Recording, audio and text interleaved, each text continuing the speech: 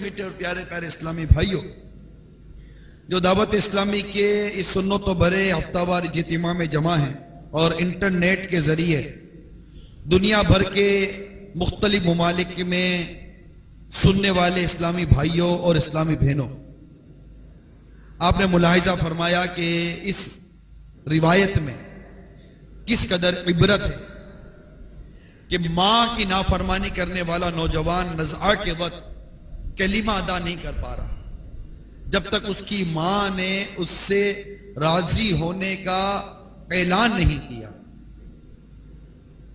یہ حکایت ہمیں ماں باپ کے متعلق جھنجھوڑ رہی ہے کہ اے ماں اور باپ کی نافرمانی کرنے والوں، خبردار ہو جاؤ کہ ایسا نہ ہو کہ ماں یا باپ دونوں روٹھ گئے، اللہ ناراض ہوا، اس کے حبیب روٹھ گئے تو کہیں ایمان برباد نہ ہو جائے، اور جس کا ایمان برباد ہو گیا وہ دنیا میں بھی برباد ہے، آخرت میں بھی برباد ہے۔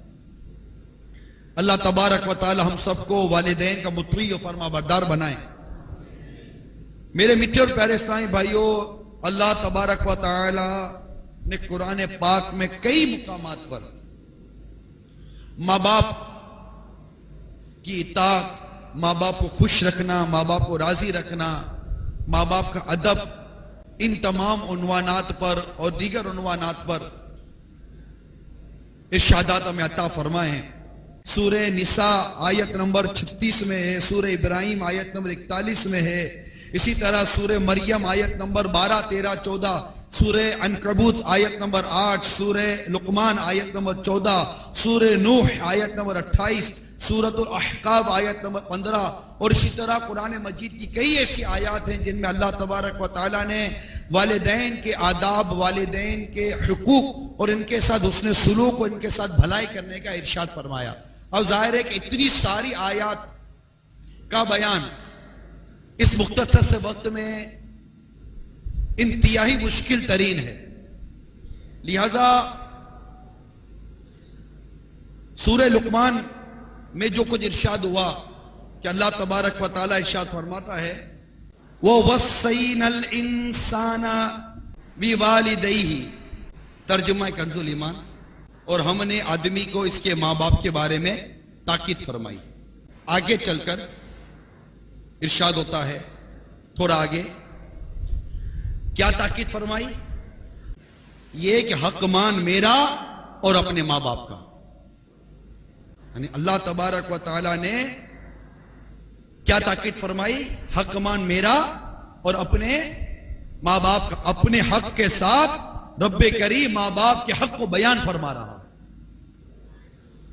خزائن العرفان میں اس آیت کے تحت ارشاد ہوتا ہے کہ جس نے پنجگانہ نمازیں ادا کی وہ اللہ کا شکر بجا لایا، اور جس نے پنجگانہ نمازوں کے بعد والدین کے لیے دعائیں کی، اس نے والدین کی شکر گزاری کر لی۔ اللہ تعالیٰ ارشاد فرماتا ہے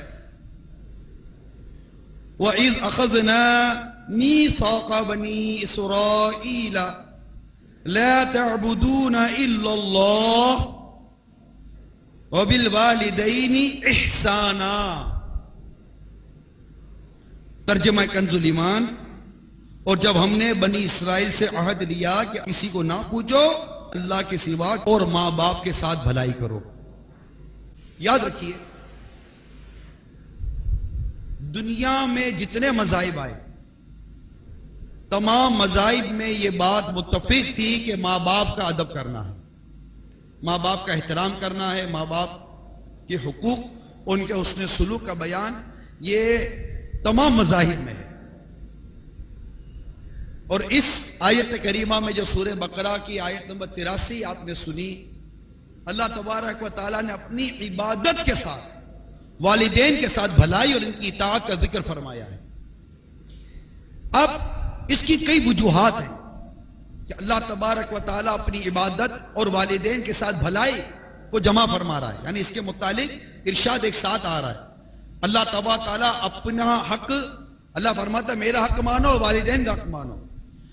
جب ہم اس ارشادات پر غور کرتے ہیں تو ماں باپ کی اہمیت ماں باپ کے حقوق، ماں باپ کے ساتھ حسن سلوک کے بارے میں بڑا کانسیپٹ کلیئر ہوتا ہے، بڑی وضاحت ہوتی ہے، یا چند وجوہات اس کی بیان کی جاتی ہیں، اور یہ وجوہات تفسیر نعیمی میں مفتی احمد یار خان نعیمی رحمت اللہ تعالی علیہ نے لکھی، جس کا مضمون کچھ یوں ہے جو میں ابھی بیان کرنے جا رہا ہوں۔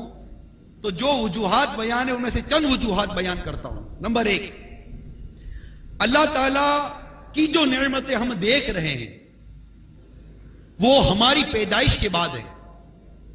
جو ہماری پیدائش کے بعد ہم نے جو نعمتیں رب کائنات کی دیکھی ہیں یہ ہماری پیدائش کے بعد ہے، اور ماں باپ ہماری پیدائش کا سبب ہے، لہذا رب تعالیٰ کی نعمتوں کا پہلا واسطہ ہمارے ماں باپ ہے، لہذا رب تعالیٰ کے بعد ماں باپ کا احسان ہے۔ نمبر 2، اللہ تعالیٰ کی شان کریمی ہے کہ اس کا اپنے بندوں کو پالنا بلا طمع ہے، کوئی طمع لالچ نہیں۔ ایسے ہی ماں باپ بھی اللہ تعالیٰ کی عطا سے بغیر لالچ اور بغیر طمع کے اپنی اولاد کی پرورش کرتے ہیں۔ یہاں کسی کے ذہن میں وسوسہ آئے گا کہ اولاد کمائے گی، کما کر کھلائے گی، ماں باپ کو اس بات کی امید ہوتی ہے، تو مجھے یہ بتائیے کہ کیا ماں باپ کو نہیں پتا کہ کتنی اولاد کماتی اور کتنی اولاد کھلاتی ہے؟ ماں باپ کو سب پتا ہے۔ چلے وہ کمائے گا وہ کھلائے گا، جس کا ذہن اچھا ہے، جو کیا رہا ہے، معذور نہیں ہے۔ کیا ماں باپ اپنے معذور بچوں کی پرورش نہیں کرتے؟ کیا اندھے بچے کو نہیں پالتے؟ کیا گونگے بچے کو نہیں پالتے؟ کیا لنگڑے بچے کو نہیں پالتے؟ بلکہ بچہ جب پیدا ہو، اور ایسی بیماریاں لے کر بعض بچے پیدا ہوتے ہیں کہ پیدا ہوتے ہی ماں باپ کے اوپر اپنے بچوں کی جان بچانے کے لیے لاکھوں روپے کے اخراجات آ جاتے ہیں۔ کیا نہیں جانتے؟ کتنے بچوں کو ایسی بیماریاں لگتی ہیں، وہ سیلی تھیما کی شاید بیماری کہلاتی ہے، سیلی تھیما شاید اسی طرح کی کوئی بیماری ہے جس میں بچے کو مسلسل خون چڑھتا رہتا ہے، اور وہ بچہ اتنا سا تو ہے، آخر ماں باپ اس بچے کو زندہ رکھنے کے لیے، اس کی حیات کی جستجو کے لیے لاکھوں لاکھ روپے خرچ کر دیتے ہیں۔ آج کل تو بچے شوگر کی بیماری لے کر پیدا ہو رہے ہیں، آج کل کے بچوں کو پیدائشی بیماریاں کتنی لاحق ہو رہی ہیں۔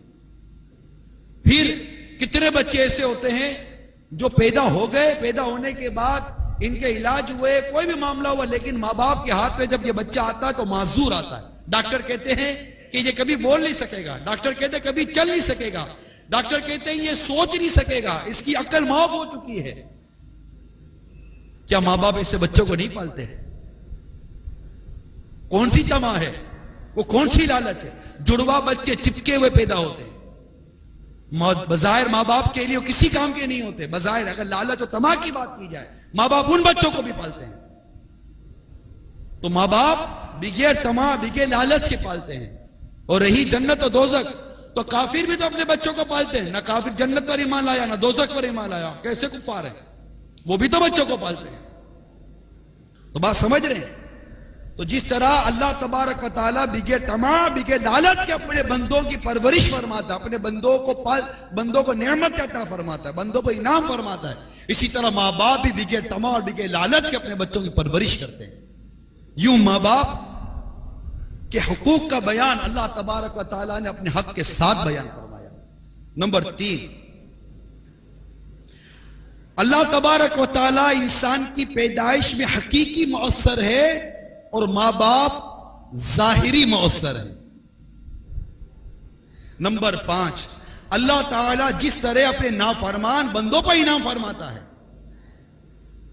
اور ان پر انعام فرماتے ہوئے اللہ تبارک و تعالیٰ ملول نہیں ہوتا، اللہ تعالیٰ ان سے انعام روکتا نہیں ہے، اسی طرح ماں باپ بھی اپنی نافرمان اولاد پر اپنی شفقت اور اپنی خیر خواہی کا دروازہ کبھی بند نہیں کرتے۔ نمبر 5،